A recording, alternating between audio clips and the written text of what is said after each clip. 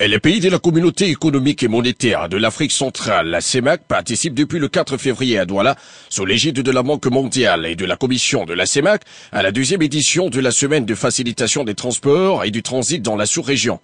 Il s'agit principalement de la Centrafrique et du Tchad, deux pays d'Interland, dont la plupart des marchandises destinées à l'exportation et à l'importation passent par le Cameroun, à partir du port autonome de Douala. Des chiffres actualisés à la plateforme portuaire de Douala font savoir que 90% du transit tchadien et 98% du transit centrafricain passent par le Cameroun, à partir du port de Douala. Cette deuxième édition de la semaine de facilitation, d'après le représentant de la Banque mondiale, permettra d'évaluer les progrès réalisés dans la mise en œuvre des recommandations et du plan d'action arrêté lors de la précédente édition en septembre 2012. Entre autres, les difficultés rencontrées lors des échanges d'une part entre le corridor Douala-N'Djamena et d'autre part entre Douala-Bangui sont axées essentiellement sur l'élimination des pratiques anormales, la réduction des délais de passage portuaire, le suivi électronique des marchandises en transit, l'interconnexion des systèmes douaniers d'information ainsi que la dématérialisation des procédures du commerce extérieur. Un rapport de la Banque mondiale révèle que le coût de transport sur les corridors Douala-Bangui et Douala-N'Djamena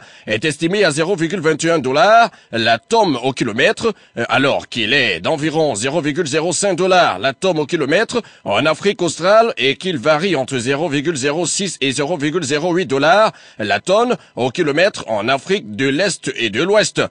Dans son intervention, le ministre secrétaire général des services du Premier ministre Louis-Paul Botazé a déclaré que cette deuxième semaine de facilitation devrait permettre de procéder à des progrès réalisés afin d'identifier les solutions appropriées pour y remédier en vue d'arriver à une plus grande facilitation du transit et des transports en zone CEMAC.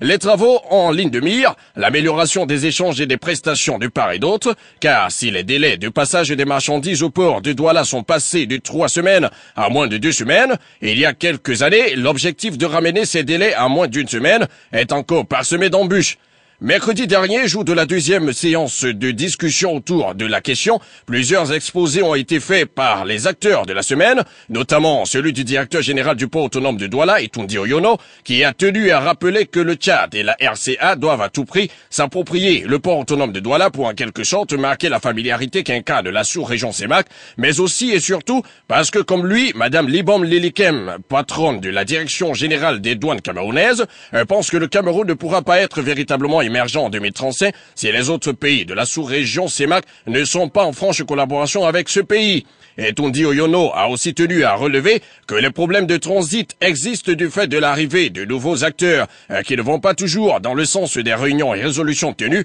et prises par le port autonome de Douala dans le but de permettre à tous de comprendre pourquoi dans tel ou dans tel autre cas il y a eu exonération sur les marchandises à dédouaner au port. Il a aussi relevé le manque d'éducation et de culture économique des opérateurs économiques de la sous-région qui par ailleurs doivent être équipés et être prêts à payer le prix pour le dédouanement de leurs produits. D'autres exposés se sont suivis sur l'état de mise en œuvre du programme de dématérialisation des procédures du commerce extérieur, les programmes de coopération des partenaires techniques et financiers dans le domaine des transports, aspect facilitation, prise de parole dans laquelle, tour à tour, se sont succédés Tapio Nola, économiste principal des transports et spécialiste de la facilitation des transports à la Banque africaine de développement, de Stéphane Claude Garnier de la Banque mondiale, de Julien Tami, responsable de la gestion de la qualité infrastructure réseau de l'Union européenne au siège à Bruxelles, et de Sergio Oliete Rossa de la délégation de l'Union européenne en République du Cameroun, qui, eux, se sont étendus longuement sur ce que leur partenariat apportera financièrement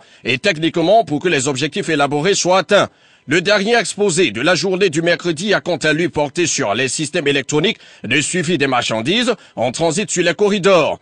Tout compte fait, il est important de repréciser que l'objectif de cette semaine de facilitation est, comme l'ont martelé les différentes délégations, de procéder à une revue de l'état de mise en œuvre du plan d'action de la facilitation des transports et du transit et de mettre en œuvre le nouveau régime de transit en zone CEMAC, sans oublier que l'un des résultats attendus de cette semaine est la fédération de toutes les actions initiées avec l'appui des différents partenaires au développement, tant au niveau des États que de la sous-région, comme ont tenu à nous le refaire dire le comité d'organisation. La semaine s'achève le vendredi 7 février 2014 et il faut dire que d'ici à là, plusieurs autres exposés se feront encore ressentir dans la salle de conférence de l'hôtel Sawa de Douala, capitale économique du Cameroun. Exposés portant sur la mise en œuvre du nouveau régime de transit en zone CEMAC, la mise en œuvre du programme d'interconnexion des systèmes d'information douanière, les résolutions prises pour la réelle facilitation des transports et du transit dans la sous-région Afrique centrale, puis la préparation des rapports des groupes thématiques. C'est donc une semaine importante pour tous les techniciens des transports et du transit de la CEMAC,